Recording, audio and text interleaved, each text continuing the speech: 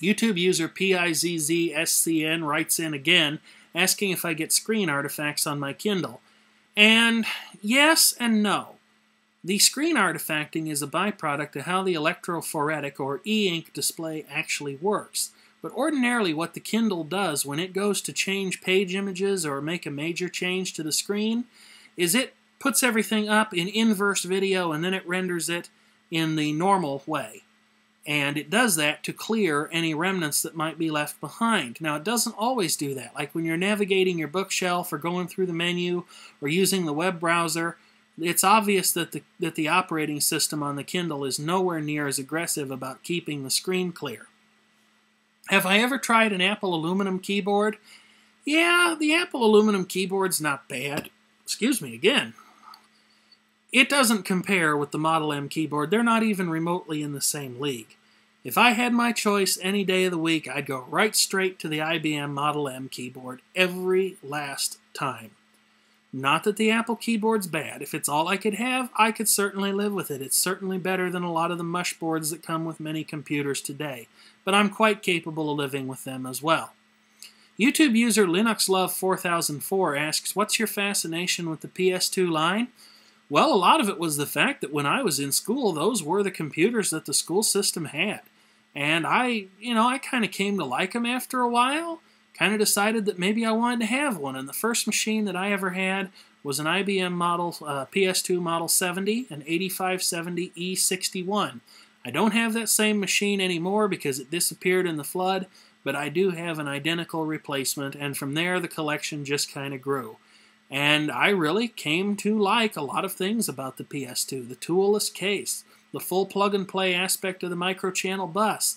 In reality, I'd have to say that the PS2 was a machine that was really too far ahead of its time to succeed.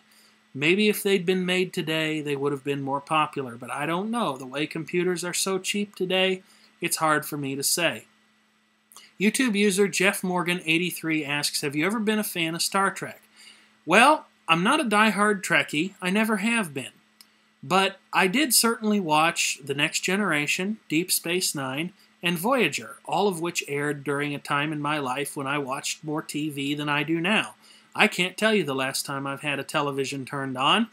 I don't have to turn a TV on. I go to work and I can hear blow by blow all the TV show descriptions from my coworkers. And on the one hand, I have very mixed feelings about that, but that's not answering the question. So to try and get back to it, I did watch almost every one of the Voyager episodes, including the finale, which I thought was very nicely done. I was sorry to see it go off the air, but they did as good a job as anyone could wrapping it up. I really couldn't have done it any better than they did.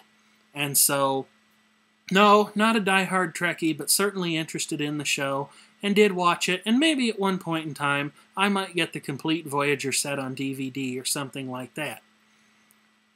I'm almost near the end of the questions now. I appreciate the questions that everyone has asked so far, and I'm glad that everybody has been relatively polite. I think I'm getting down to the last maybe 2 or 3 questions that I was asked here, and then I'm going to be able to put a lid on this series of videos. I had a lot of fun doing this, but it was also a lot of work, so I don't know that I'm going to do it again in the future. One of the last questions that I was asked before I said that comments were closed on the video was asked by YouTube user Theater40, who asked, where do you live, like what state? I have lived my whole life in the state of Illinois. That's about all there is to say about it. A couple of questions snuck in after the official closing. Now, a lot of people happen to ask questions about repairing things. And while I'm happy to answer your question, it's really kind of limited what I can do in a video. If you've got a question about repairing something or how something works or where can you get more information on it, I want anybody to feel free to write a comment or a private message anytime.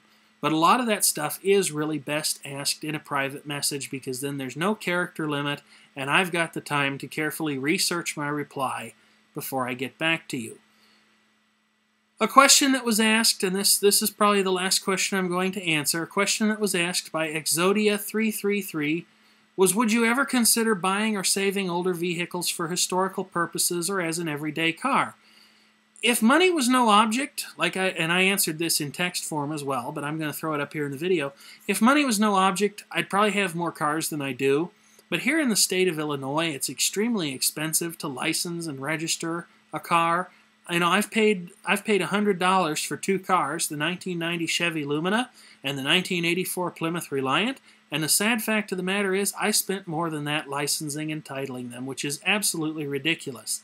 But I guess the powers that be in our state have decided that, you know, with the financial situation the way it is, that's one way that they basically can have a license to print money, because almost everybody drives a car. But it really kind of puts a crimp in those of us who like to, it puts a crimp in our style for those of us who like to drive cheap cars or to tinker around with old clunkers and stuff like that. That said, someday I would like to find a Caprice, Parisian, Buick Estate, or Oldsmobile Custom Cruiser station wagon in good shape someday, at a reasonable price. I don't want to pay a fortune for it. Unfortunately, I think every day that's getting harder and harder to do, because these cars disappear. You know, they go to demolition derbies, they go to junkyards, they go to young kids who are just learning how to drive, who, whether they mean to or not, end up tearing the heck out of them. And it's really too bad, because I love the big old American rear-wheel drive V8s.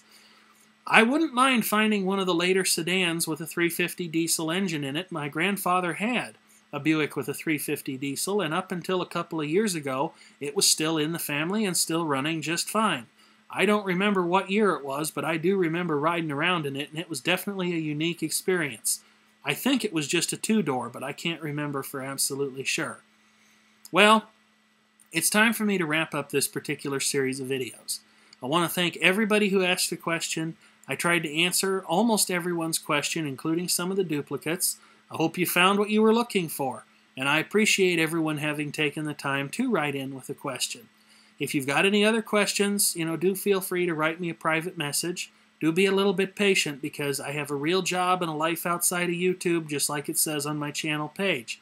But if I could give you an answer, I will certainly try to do so.